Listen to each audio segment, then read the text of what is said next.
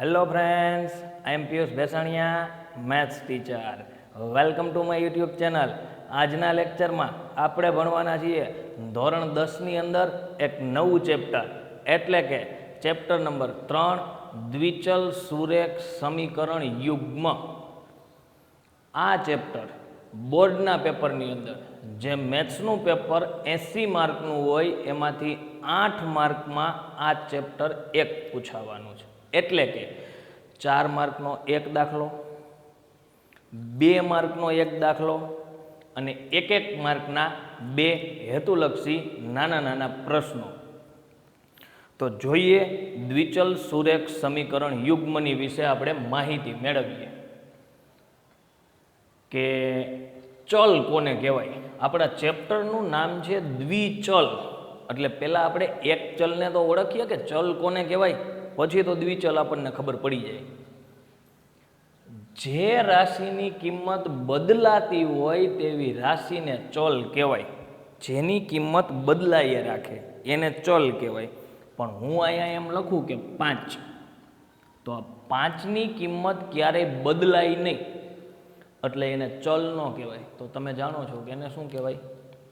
તમે કહેશો સર એને તો અમે જાણીએ, એને કહેવાય અચળ. અચળ એટલે ક્યારેય એની કિંમત બદલાય નહીં, 5ના 5 જ રહે. પણ જેની કિંમત બદલાતી હોય એને ચલ કહેવાય. અને આપણે આ ચલને એક્સ, વાય, ઝેડ સેવા સંકેતથી દર્શાવીએ છીએ. તો આ વાત થઈ ચલની. હવે આપણે ભણવું છે દ્વિચલ સુરેખ સમીકરણ યુગ્મ. એમાંથી થોડોક કટકો ફરી પાછો સમજીએ કે સુરેખ સમીકરણ એટલે શું. આપણે 2 ચલવાળું ભણવાનું છે, પણ 1 ચલવાળું તમે ભણી ગયા છો, થોડું યાદ કરાવી દઉં કે એક ચલ સુરેખ સમીકરણ કેવું હોય. એક ચલવાળા અને આ ચલની એક જ ઘાતવાળા સમીકરણને એક ચલ સુરેખ સમીકરણ કહેવાય. ચલ એની અંદર એક જ વપરાણો હોય અને ચલની ઘાતે કેટલી હોય? એક જ. આવા સમીકરણને એક ચલ સુરેખ સમીકરણ કહેવાય. એક્ઝામ્પલ તરીકે આવું કોઈ પણ સમીકરણ હોય કે 3x + 5 = 0. ક્યારેક આવું આવે આપણને કે 5 - 3y = 0. તો આ એક ચલ સુરેખ સમીકરણ છે. કેમ કે આની અંદર ચલ છે x, આની અંદર ચલ છે y, પણ એ ચલની તમે કિંમત જુઓ તો એ ચલની ઘાત જુઓ તો કાંઈ ઘાત દેખાતી નથી. એટલે એને કેટલી ઘાત હોય? 1.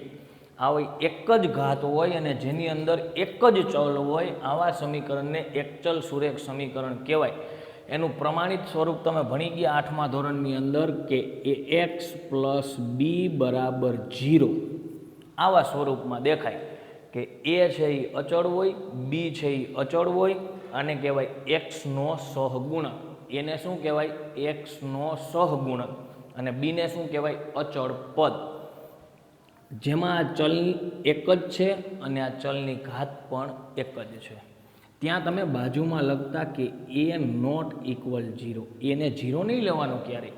જો ટ્રાય કરીએ, કદાચ એની જગ્યાએ 0 હોય તો 0x + b = 0. 0 × x 0. આ સમીકરણની અંદર ક્યાંય ચલ દેખાતો બંધ થઈ ગયો. એટલા માટે ના પાડે છે કે એની કિંમત ક્યારેય 0 લેવાની નહીં. આ વાત હતી એક ચલ સુરેખ સમીકરણની. પણ આપણા ચેપ્ટરનું નામ છે દ્વિચલ સુરેખ સમીકરણ યુગ્મ. તો પહેલાં આપણે સમજીએ કે દ્વિચલ સુરેખ સમીકરણ કેવું હોય. યુગ્મ શબ્દ આપણે પછી સમજશું. તો દ્વિચલ સુરેખ સમીકરણ કેવું હોય હું લખું, જોજો અહીંયા કે આવા ટાઈપનું તમને સમીકરણ દેખાય કે ax + by + c = 0. તો આને કહેવાય દ્વિચલ સુરેખ સમીકરણ. તો દ્વિચલ સુરેખ સમીકરણ કેવી રીતે? તો તમે ધ્યાનથી જુઓ કે અહીંયા જે આ x અને જે આ y છે એ આપણા માટે ચલ છે. હવે ચલ તમને અહીંયા કેટલા દેખાય છે? તો x અને y એટલે 2 ચલ છે, એટલે કહેવાય દ્વિચલ. સુરેખ શા માટે કહેવાય? કેમ કે આપણે ભણી ગયા ચેપ્ટર નંબર 2ની અંદર બહુપદીઓની અંદર કે જો ચલની ઘાત 1 હોય તો એવા તમામ સમીકરણોને સુરેખ સમીકરણો કહેવાય. તો જુઓ અહીંયા ચલની કાંઈ ઘાત નથી એટલે એક ઘાત છે, એટલે આને સુરેખ કહીશું. દ્વિચલ સુરેખ અને આ સમીકરણ છે કેમ કે એના બરાબર 0 છે. તો તમે મને પૂછશો કે સર આની અંદર આ એ, આ બી અને આ સી કોણ છે? તો આ એ, બી અને સી કોણ હોય? અચળ, જેને એમ બોલાય કે એ છે એ એક્સનો સહગુણક છે, બી છે એ વાયનો સહગુણક છે અને સી અચળ પદ છે. તો આ એ, બી અને સી અહીંયા અચળ છે. અચળ એટલે કોઈ પણ અંક હોય. એક્ઝામ્પલ તરીકે હું તમને કહું તો દ્વિચલ સુરેખ સમીકરણ હોય કેવું? કંઈક તમને આવું દેખાય કે 3x + 7y + 8 બરાબર 0. તો શું તમને એક પ્રશ્ન થાય કે સર દરેક દ્વિચલ સુરેખ સમીકરણ આવું જ દેખાય? તો એના માટેની અહીંયા એક કન્ડિશન છે. કેમ? અહીંયા એક કન્ડિશન હતી કે એ 0 નહીં લેવાનો. એવી જ રીતે આના માટે એક કન્ડિશન છે. શું કન્ડિશન છે? તો એક વાક્યની અંદર તમે બોલી જાઓ એટલે ખબર પડી જાય કે દ્વિચલ સુરેખ સમીકરણ કેવા હોય. તો હું તમને સાઈડમાં લખી દઉં. એ અને બી એકી સાથે શૂન્ય ન હોય, આ એની કન્ડિશન. કે એ અને બી બેયને તમે એક સાથે 0 ન લઈ શકો. આવા તમામ સમીકરણોને દ્વિચલ સુરેખ સમીકરણ કહેવાય. તમે પૂછો કે સાહેબ આ કેવી રીતે? જુઓ, સમજો. કદાચ મેં આ તગડાની જગ્યાએ 0 લીધો હોય તો આપણે શું લખીએ? 0x. 7ની જગ્યાએ કદાચ 0 લીધો હોય, ના પડે નહીં લેવાના બે એકારે, પણ આપણે લઈએ તો થાય શું એ હું તમને કહું. 0y + 8 બરાબર 0. 0 × x એટલે 0, 0 × y એટલે 0. તો જવાબ આવ્યો 8 બરાબર 0. હવે ગણિતની અંદર ક્યારેય શક્ય છે 8 બરાબર 0 થાય? તો તમે કહેશો ના સર કોઈ દિવસ ન થાય. એટલા માટે ના પાડે છે કે એ અને બી એકી સાથે શૂન્ય ન હોય, એક સાથે 0 નહીં લેવાના. બીજા શબ્દોમાં કહું કે તમે કહો કે સર અહીંયા તો ગુજરાતીમાં લખવું જોઈએ ને કે એ 0 નથી, ચાલે. ગણિતની ભાષામાં લખું. અથવા આની જગ્યાએ તમે આવું પણ લખી શકો છો કે a² + b² નોટ ઇક્વલ 0. આપણે ગુજરાતીમાં બોલીએ કે એ અને બી એકી સાથે શૂન્ય ન હોય. એની જગ્યાએ કદાચ લખવું હોય તો ગણિતમાં લખી શકાય કે a² + b² નોટ ઇક્વલ 0. એટલે એની જગ્યાએ તમે કંઈ કિંમત મૂકો અને બીની જગ્યાએ કંઈ કિંમત મૂકો અને એ બેયના વર્ગ કરો ને જો 0 ન થતું હોય તો આવા કોઈ પણ સમીકરણને દ્વિચલ સુરેખ સમીકરણ કહેવાય ને કહેવાય. પણ જો તમે એ અને બીની જગ્યાએ એવી કિંમત મૂકો ને જો જવાબ 0 થઈ જાય તો એને દ્વિચલ સુરેખ સમીકરણ કહેવાય નહીં. સમજો કેવી રીતે. આને મારે 0 બનાવવું હોય તો 0 બને ક્યારે? વિચારો. તો તમે કહેશો સર વેરી સિમ્પલ, તમે જો 0 મૂકો ને કે 0² + 0² તો જ 0 થાય. તો ના પાડે તમને એવું લેવાનું નથી. તો થઈ ગયું ગુજરાતી કે એ અને બી બે એક આરે 0 નહીં લેવાના. તો પાછો એક વિચાર આવે આપણને કે શું સર કદાચ એકાદાને 0 લીધું હોય તો ચાલે? તો ચાલે જ ને, કેમ કે અહીં લખ્યું જ છે એ અને બી એકી સાથે શૂન્ય નહીં લેવાના, એકાદાને 0 લ્યો તો ચાલે. તો ટ્રાય કરીએ. જો આ એને આપણે 0 લઈએ, અહીંયા કદાચ 3 રાખીએ, 3² તો 0 + 3² એટલે કેટલો થાય? 9. તો શું આ 9 0 છે? નથી. આ 0 નથી એટલે આવું ચાલે. તો તમે કહો સર એવું એકાદું સમીકરણ બનાવો ને. બનાવીએ. એની જગ્યાએ હું લીધું 0, હાલો એટલે 0x. બીની જગ્યાએ આપણે શું લીધું હતું? 3 એટલે 3y + સીની જગ્યાએ કોઈ પણ એક આંકડો પાછો લઈ લઈએ, 8 બરાબર 0. તો શું આ દ્વિચલ સુરેખ સમીકરણ છે? હા છે જ.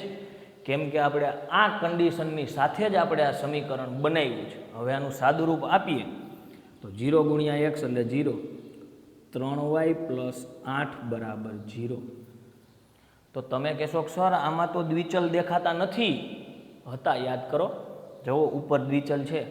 આ કન્ડિશનનું પૂરેપૂરું અહીંયા પાલન થાય છે. તો તમે કહેશો સર આ તો એકચલ સુરેખ સમીકરણ છે. માટે જ કહું છું કે જે દ્વિચલ સુરેખ સમીકરણને આ દ્વિચલ છે તો આ એકચલય છે. ધ્યાનથી સમજજો. હવે થોડીક એની વાત કરી લઈએ.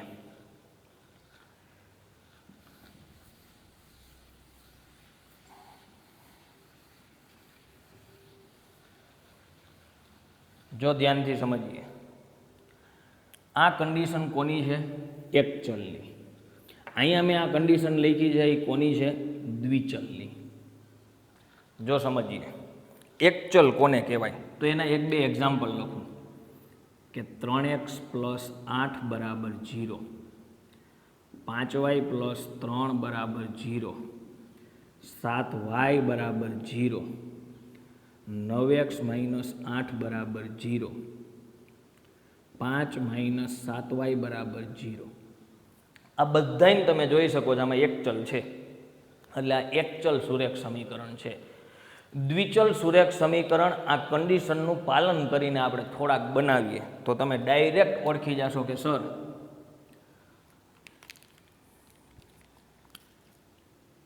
9x - 7y + 5 બરાબર 0. વચ્ચેની નિશાનીને તમારે ધ્યાનમાં લેવાની નથી, કેમ કે એ અને બીની જગ્યાએ અંક તો પ્લસ માઇનસ કોઈ પણ હોઈ શકે. હવે કદાચ હમણાં આપણે લખ્યું હતું એવું જ એક સમીકરણ લખીએ કે 0x + 0y + 8 બરાબર 0.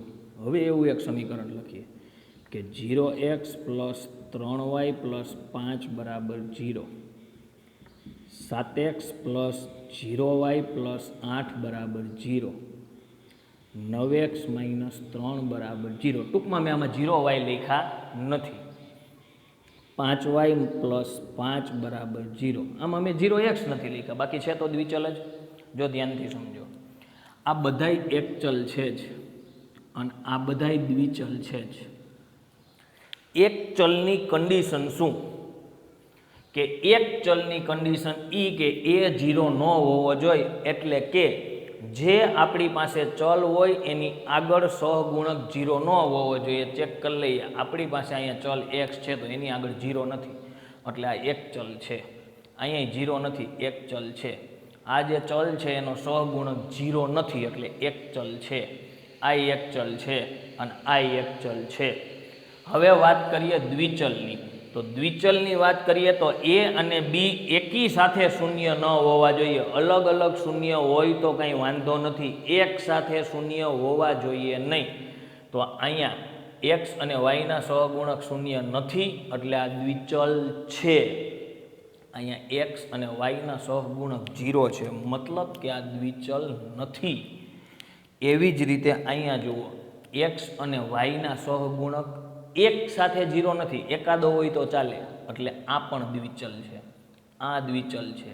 અહીંયા તમે કહેશો કે સાહેબ y વાળું પદ બીજો ચલ જ નથી દેખાતો. નથી દેખાતો તો તમારે શું સમજવાનું કે એની અંદર 0y છે, મતલબ કે આ પણ દ્વિચલ છે ને આ પણ દ્વિચલ છે. સમજાણું?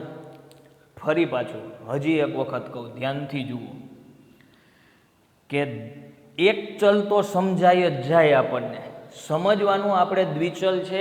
એક માર્કના હેતુલક્ષીમાં આ પ્રશ્નો પૂછી શકાય, એટલે ખાસ ધ્યાનથી સમજજો. બહુ નાની એવી વાત છે.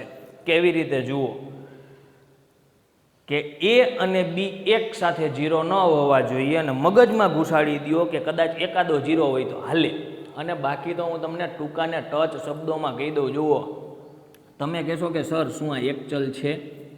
તો હા, આ એક ચલ છે. તો હા, આવા સમીકરણો છે ને એ એકચલય છે અને દ્વિચલય છે. કેમ? કેમ કે એની અંદર બીજો ચલ દેખાતો નથી, પણ 0 થઈને છુપાયેલો હોય. તો અહીંયા તો સ્પષ્ટ દેખાય છે કે આ દ્વિચલ છે જ, પણ શું એ એક ચલ છે? તો તમે ના પડશો કે ના સર એમાં બે ચલ દેખાય જ છે, જે એક ચલ થોડું હોય. તો આ દ્વિચલ છે, એક ચલ નથી.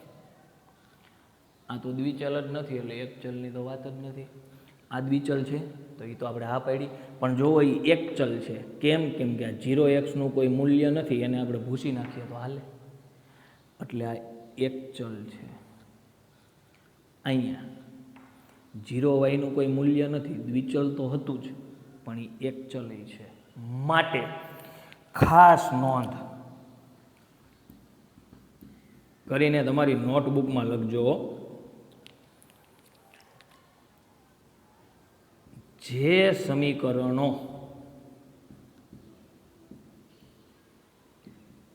એક ચલ હોય તે દ્વિચલ હોય જ. જે સમીકરણો એક ચલ હોય એ દ્વિચલ હોય અને હોય જ. શા માટે? કેમ કે બીજો ચલ એની અંદર જીરો કરીને અંદર છુપાયેલો હોય. કમ્પ્લીટ. હવે વાત બીજો પોઈન્ટ આની અંદર લખીએ કે જે સમીકરણો એક ચલની જગ્યાએ લખીએ દ્વિચલ હોય તે એક ચલ નક્કી કરીએ પછી લખીએ. જે સમીકરણો દ્વિચલ હોય, ચાલો ગોતો દ્વિચલ ક્યાં ક્યાં છે, તો બે હું તમને હાઇલાઇટ કરી દઉં. જો આ દ્વિચલ છે, આ કયો છે? હા, આ સમીકરણ દ્વિચલ છે. આ કયો? કેમ કે તમે હમણાં જ કીધું કે એક ચલ હોય એ દ્વિચલ હોય જ. આ દ્વિચલ છે ને આ દ્વિચલ છે. તો શું આ એક ચલ છે? તો તમારો જવાબ છે હા, આ દ્વિચલ તો છે જ. શું આ એક ચલ છે? તો તમારો જવાબ છે ના, કેમ કે એમાં બે ચલ દેખાય છે, એક ચલ ક્યાં છે? મતલબ કે જે સમીકરણો દ્વિચલ હોય તે એક ચલ હોય તેવું જરૂરી નથી. માત્ર ને માત્ર ખાલી આ બે લીટી યાદ રાખી લ્યો એટલે કોઈ દિવસ એક ચલ અને દ્વિચલની અંદર ભૂલ ન થાય. જોઈને તો તમે ઓળખી જ જાઓ છો કે એક ચલ છે કે નહીં. જો તમને લાગે કે આ એક ચલ છે એટલે તમારે કહી દેવાનું કે દ્વિચલ હોય જ. જો તમને એવું કહેવામાં આવે કે આ દ્વિચલ છે તો તમારે ચેક કરવાનું કે એની અંદર બે ચલ દેખાય છે.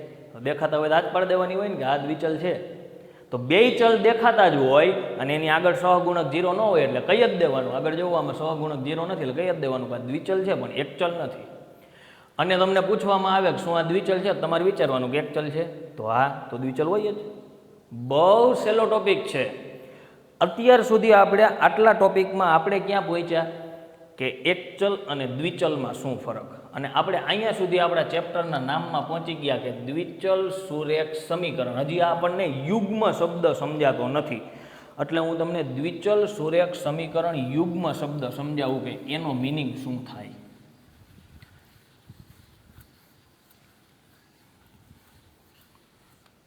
એક ચલ સુરેખ સમીકરણ, દ્વિચલ સુરેખ સમીકરણ, એના પ્રમાણિત સ્વરૂપ આપણે લખ્યા. હવે આપણે લખશું દ્વિચલ સુરેખ સમીકરણ યુગ્મનું પ્રમાણિત સ્વરૂપ લખીએ તો યુગ્મનો મિનિંગ શું થાય કે દર વખતે બે સમીકરણો હોય. અત્યાર સુધી કેટલા સમીકરણ આવતા? એક જ. હવે કેટલા આવશે? બે. કેવી રીતે સમજો?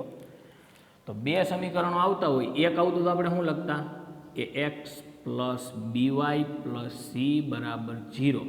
બાજુમાં આપણે લખી દેતા કે એ વર્ગ પ્લસ બી વર્ગ નોટ ઇક્વલ 0. આ વાત કોની હતી? દ્વિચલ સુરેખ સમીકરણની. હવે અહીંયા શબ્દ શું આવ્યો? યુગ્મ. એટલે આપણે કેટલા સમીકરણો બનાવવાના છે? બે. હવે બે સમીકરણો બનાવવા હોય શું આવું નવું હોય?